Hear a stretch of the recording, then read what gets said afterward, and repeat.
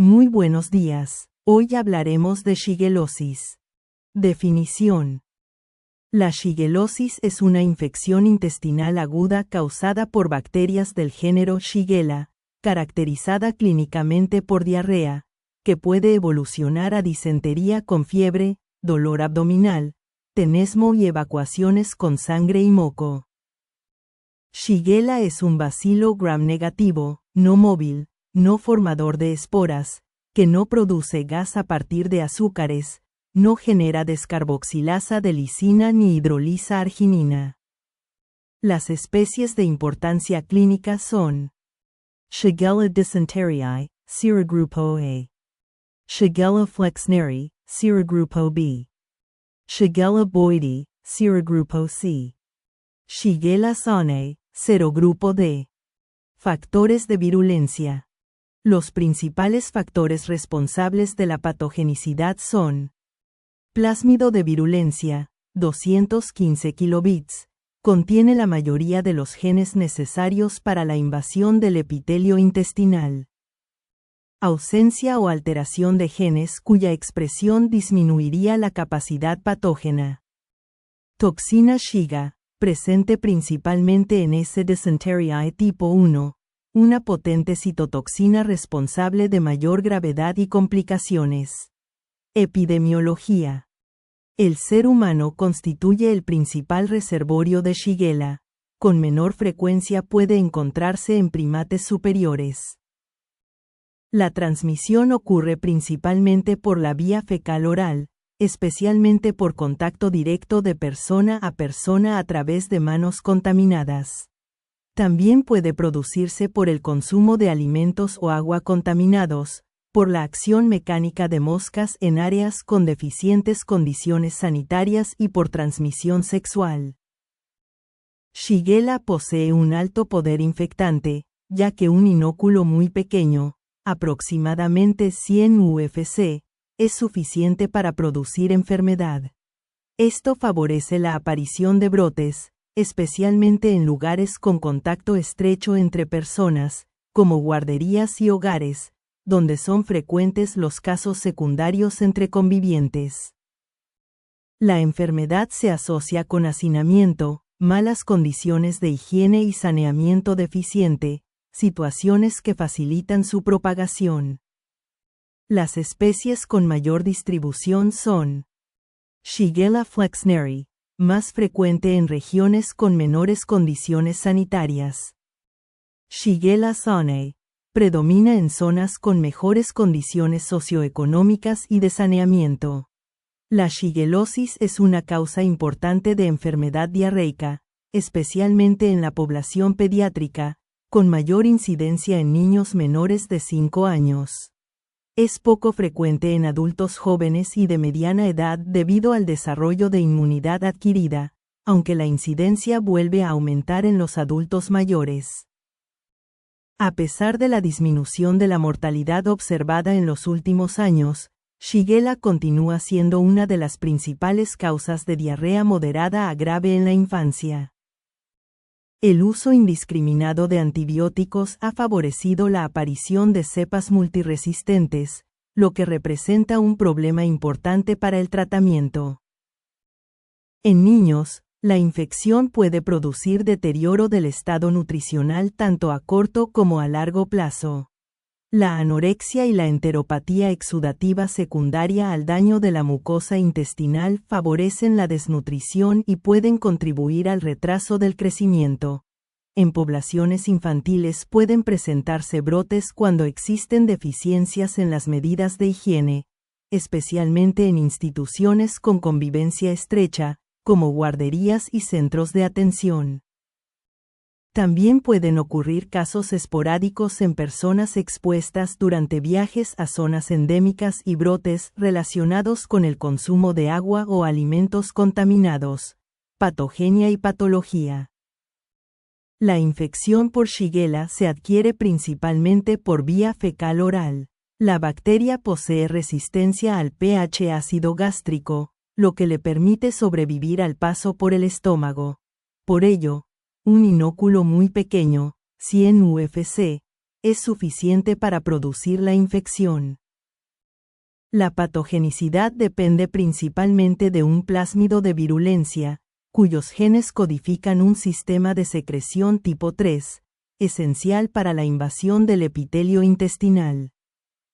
Tras atravesar la mucosa intestinal a través de las células M, la bacteria invade las células epiteliales intestinales. Induce apoptosis de los macrófagos subepiteliales. Escapa de las vacuolas intracelulares hacia el citoplasma. Utiliza el citoesqueleto de la célula hospedadora para desplazarse e invadir células vecinas, facilitando la propagación de la infección sin exponerse al medio extracelular. Inicialmente puede presentarse una diarrea acuosa, secundaria al aumento de la secreción y la disminución de la absorción de agua, probablemente por la acción de enterotoxinas y la inflamación de la mucosa intestinal. La progresión a síndrome disentérico, caracterizado por evacuaciones con sangre y moco, refleja la invasión y destrucción de la mucosa del colon, con intensa respuesta inflamatoria. La infección por Shigella desencadena una intensa respuesta inflamatoria en la mucosa intestinal. Las células epiteliales infectadas liberan citocinas que reclutan principalmente leucocitos polimorfonucleares, neutrófilos, lo que produce alteración de la barrera epitelial, incremento de la inflamación y desarrollo de colitis aguda. Algunos efectores del sistema de secreción tipo 3 modulan esta respuesta inflamatoria, favoreciendo la supervivencia bacteriana. En Shigella dysenteriae tipo 1, la toxina Shiga incrementa la gravedad de la enfermedad.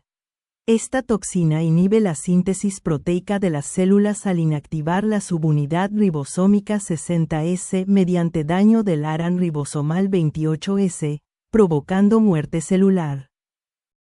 La toxina puede pasar del intestino a la circulación sistémica y alcanzar el riñón, donde produce lesión endotelial y puede desencadenar síndrome hemolítico urémico, SHU, manifestaciones clínicas. La presentación clínica de la shigellosis depende de la especie infectante y, principalmente, de la edad, el estado inmunitario y el estado nutricional del paciente. La enfermedad suele evolucionar en 4 fases. Incubación, generalmente de 1 a 4 días, pudiendo prolongarse hasta 8 días. Diarrea acuosa, inicio con fiebre, malestar general, anorexia, dolor abdominal, diarrea acuosa, vómitos y, en algunos casos, tenesmo. En los niños suele ser más grave, con fiebre elevada, 40 a 41 grados Celsius, anorexia intensa y diarrea acuosa. Disentería. Aparece horas o días después y se caracteriza por evacuaciones frecuentes de pequeño volumen con moco y sangre, intenso tenesmo y cólicos abdominales. Corresponde a una colitis aguda, que afecta principalmente el colon distal y el recto. Fase posinfecciosa. La mayoría de los casos evolucionan hacia la recuperación completa. A diferencia de otras enfermedades diarreicas, la deshidratación no suele ser la manifestación predominante. En la endoscopia puede observarse mucosa edematosa y hemorrágica, con úlceras y exudados que pueden simular pseudomembranas. La gravedad de las lesiones se relaciona con la frecuencia de las deposiciones y la pérdida de proteínas por exudación. La mayoría de los casos son autolimitados y se resuelven en aproximadamente una semana. Con tratamiento adecuado, la recuperación suele ocurrir en pocos días, generalmente sin secuelas. Complicaciones. Las complicaciones graves son más frecuentes en niños menores de 5 años, especialmente desnutridos, y en adultos mayores. Los principales factores de riesgo de mortalidad incluyen diarrea no sanguinolenta, deshidratación moderada o grave, bacteriemia, ausencia de fiebre, dolor abdominal a la palpación, Prolapso rectal.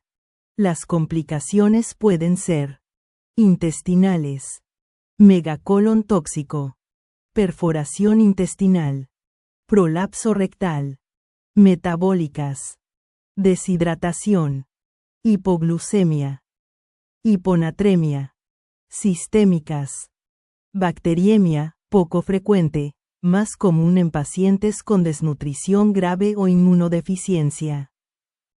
Alteración del estado de conciencia, convulsiones, delirio o coma, generalmente secundaria a fiebre elevada o trastornos metabólicos, asociada con mal pronóstico.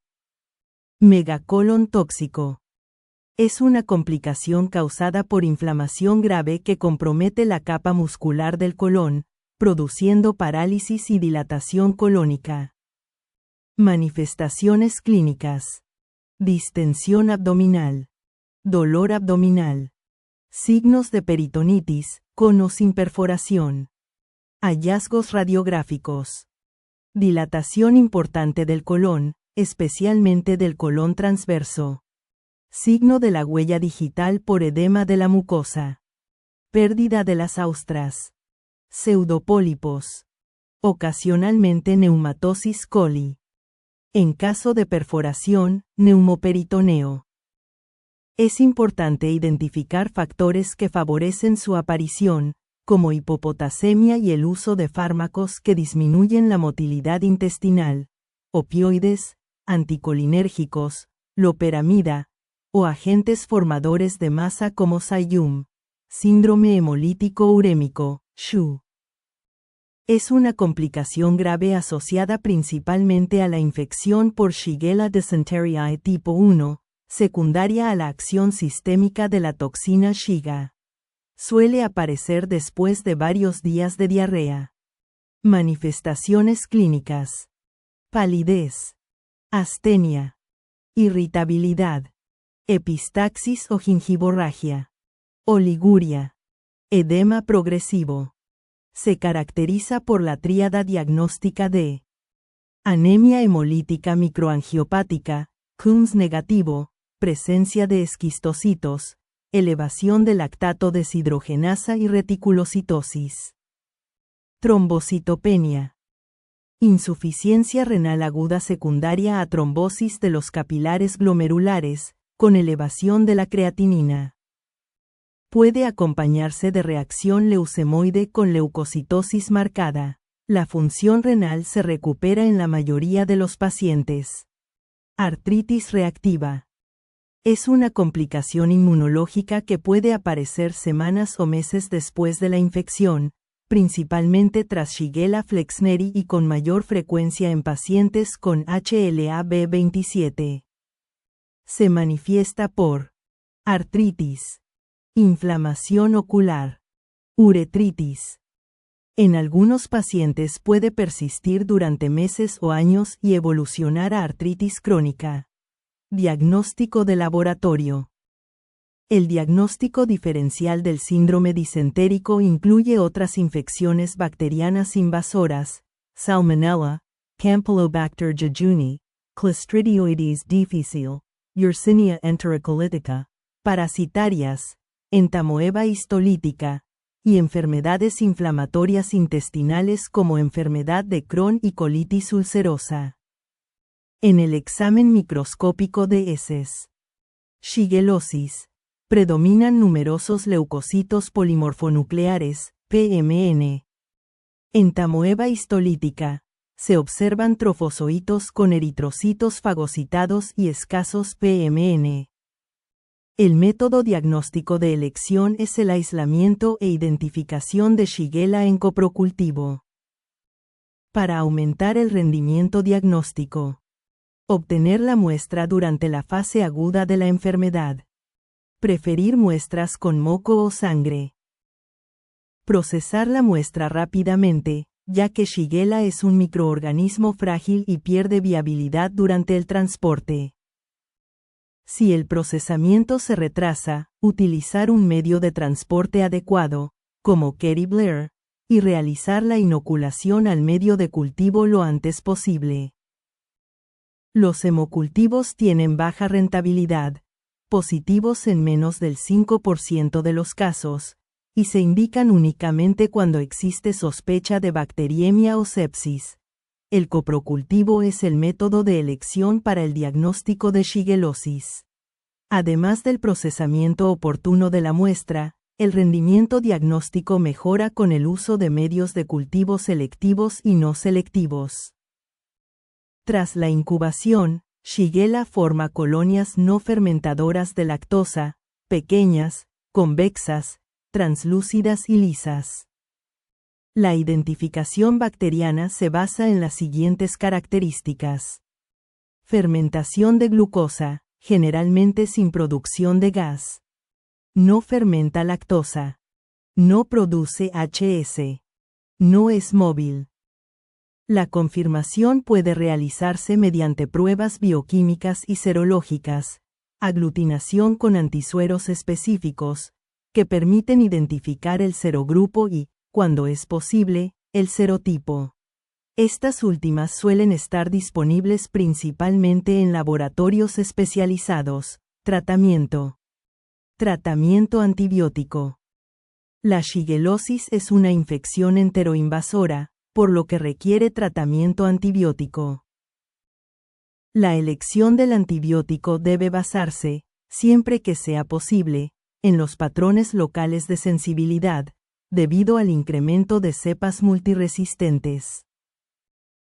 La resistencia antimicrobiana en Shigella se desarrolla por propagación de cepas resistentes, transferencia horizontal de genes de resistencia mediante plásmidos y transposones, mutaciones en las enzimas blanco de las fluoroquinolonas, ADN girasa y topoisomerasa IV. Como consecuencia, muchas cepas presentan resistencia a antibióticos tradicionalmente utilizados, incluida la amoxicilina, y en algunas regiones también existe resistencia a las fluoroquinolonas. Debido a la creciente resistencia bacteriana, es fundamental realizar un uso racional de los antibióticos y ajustar el tratamiento de acuerdo con los resultados de sensibilidad cuando estén disponibles.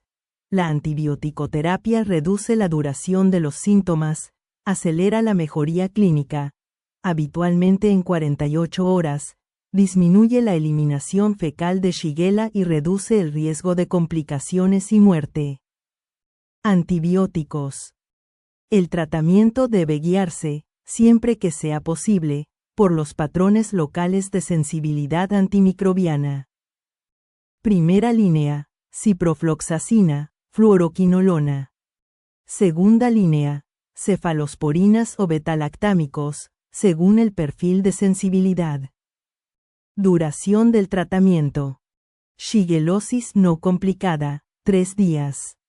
Infección por Shigella dysenteriae tipo 1 en 5 días. Pacientes inmunodeprimidos, 7 a 10 días. Poblaciones especiales. Los niños menores de 5 años presentan mayor riesgo de enfermedad grave y complicaciones. En casos de disentería por Shigella, la ciprofloxacina puede utilizarse en población pediátrica con una dosis de 30 mg por kilogramo, día, dividida en 2 dosis. Los casos graves pueden requerir, además del tratamiento antimicrobiano, medidas de soporte, incluida la reanimación con líquidos cuando esté indicada, rehidratación y nutrición. La deshidratación grave es poco frecuente en la shigellosis. Sin embargo, debe corregirse oportunamente. La rehidratación oral es el tratamiento de elección y debe utilizarse siempre que el paciente pueda ingerir líquidos. La rehidratación intravenosa se reserva para pacientes con choque, coma o imposibilidad para la vía oral. Se recomienda el uso de soluciones de rehidratación oral de baja osmolaridad, con la siguiente composición. Sodio, 75 mmol por litro. Cloruro, 65 mmol por litro. Glucosa, anhidra, 75 mmol por litro. Potasio, 20 mmol por litro. Citrato, 10 mmol por litro. Osmolaridad total, 245 mosm por litro. Una vez completada la rehidratación inicial, debe reiniciarse la alimentación de forma temprana, ya que es segura y favorece la recuperación. En los lactantes, debe continuarse la lactancia materna, salvo que exista alguna contraindicación. Tratamiento sintomático. Los fármacos antiperistálticos o antimotilidad están contraindicados en la shigellosis y en toda diarrea con sangre, ya que pueden prolongar la enfermedad y aumentar el riesgo de complicaciones como megacolon tóxico y síndrome hemolítico urémico, SHU. Tratamiento de complicaciones. Megacolon tóxico. El manejo requiere vigilancia estrecha por el equipo médico y quirúrgico. Las medidas terapéuticas incluyen corrección de anemia, deshidratación y alteraciones hidroelectrolíticas, especialmente hipopotasemia. Descompresión con sonda nasogástrica. Vigilancia de signos de perforación o absceso, especialmente si la fiebre persiste por más de 48 a 72 horas. Si la distensión colónica persiste durante 48 a 72 horas, debe considerarse colectomía. En pacientes con mejoría clínica y sin evidencia de perforación, puede continuarse el tratamiento médico hasta 7 días. La perforación intestinal, aislada o secundaria al megacolon tóxico, constituye una indicación de tratamiento quirúrgico urgente asociado a medidas de soporte intensivo. Prolapso rectal. Debe tratarse de forma precoz mediante reducción manual suave, colocando al paciente en posición genupectoral. Si existe edema importante de la mucosa rectal que dificulta la reducción, puede utilizarse una compresa impregnada con solución tibia saturada de sulfato de magnesio para disminuir el edema antes de la maniobra. Las recurrencias son frecuentes, pero generalmente desaparecen al resolverse la disentería. Síndrome hemolítico urémico, SHU. El tratamiento incluye restricción de líquidos, suspensión de la solución de rehidratación oral, restricción de alimentos ricos en potasio, hemofiltración, cuando esté indicada por el compromiso renal. La elección del antibiótico debe basarse, siempre que sea posible, en el perfil local de sensibilidad antimicrobiana. Primera elección. Ciprofloxacina. Niños, 15 mg por kilogramo, dosis VO cada 12 horas durante 3 días. Adultos, 500 mg VO cada 12 horas durante 3 días. Segunda elección. Pibmesilinam. Niños, 20 mg por kilogramo VO cada 6 horas durante 5 días. Adultos, 100 mg VO cada 6 horas durante 5 días. Limitaciones. Costo elevado, ausencia de formulación pediátrica, administración frecuente y aparición de resistencia. Ceftriaxona. Niños, 50 a 100 mg por kilogramo y una vez al día durante 2 a 5 días. Adultos, esquema no especificado. Limitaciones. Eficacia no plenamente validada y administración exclusivamente por vía parenteral. Acitromicina. Niños y adultos, una dosis diaria VO durante 1-5 días. Limitaciones. Costo elevado, eficacia no completamente validada, concentración inhibitoria mínima cercana a la concentración sérica y desarrollo rápido de resistencia. Prevención. La prevención de la shigellosis se basa principalmente en medidas de higiene y saneamiento. Lavado de manos después de la defecación, tras manipular heces, especialmente de niños, y antes de preparar alimentos. Eliminación y descontaminación adecuada de las heces, pudiendo emplearse hipoclorito de sodio.